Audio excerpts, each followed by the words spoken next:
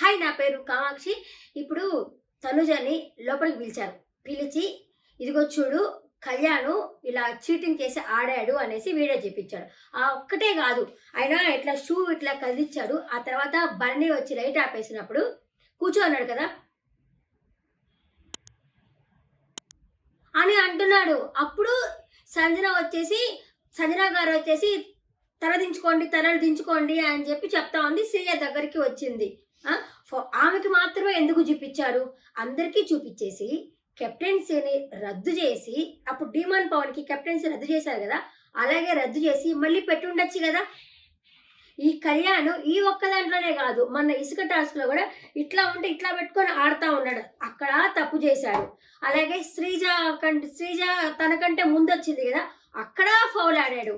అంతకుముందు first week లో అట్లా పట్టుకున్నప్పుడు ఇట్లా ఇట్లా టచ్ చేసి నేను టచ్ చేయలేదని చెప్పి అక్కడ తప్పు చేశాడు. ఇతను చూస్తుంటే చాలా వస్తున్నాయి ఇలా చీట్ చేసుకుంటా. బిగ్ బాస్ టీము ఒకవేళ అతన్ని టాప్ 5 లోకి తీసుకుని వెళ్ళాలి అనుకుంటే ఈ వీడియో చూపించి, ఇది వీడియో, నువ్వేం చెప్తావు అనుకుంటున్నావు, డీమాన్ పవన్ నువ్వు చెప్పావు కదా, సరే చేసావు కదా, దీనికి నీ సమాధానం ఏంటి అని చెప్పుంటే వాళ్ళ ఆట కొంచెం చేంజ్ అయితే అయిపోయి ఉండేది కదా. అలా చెప్పకుండా తనూజని మాత్రమే లోపలికి పిలిచి ఇదిగో చూసుకో, నీ ఆటను మార్చుకో అంటే ఆమె ఎలా మార్చుకుంటుంది? ఆమెకి బిగ్ బాస్ హౌస్ లో ఎవరో ఒకరు సపోర్ట్ అనేది ఉండాలా?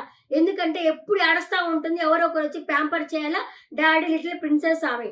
సో బర్నీ గారితో బాండింగ్ అయితే పోయింది. ఇప్పుడు ఇక్కడ శ్రీజ ఎలిమినేషన్ అయితే అయిపోయింది.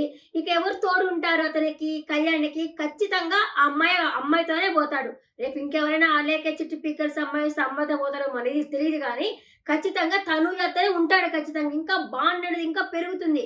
సింగిల్ గా అయితే తనూజ బిగ్ బాస్ హౌస్ లో ఉండలేదు. సో ఆమె చూపించే లాభం వృధా ప్రయాస కదా.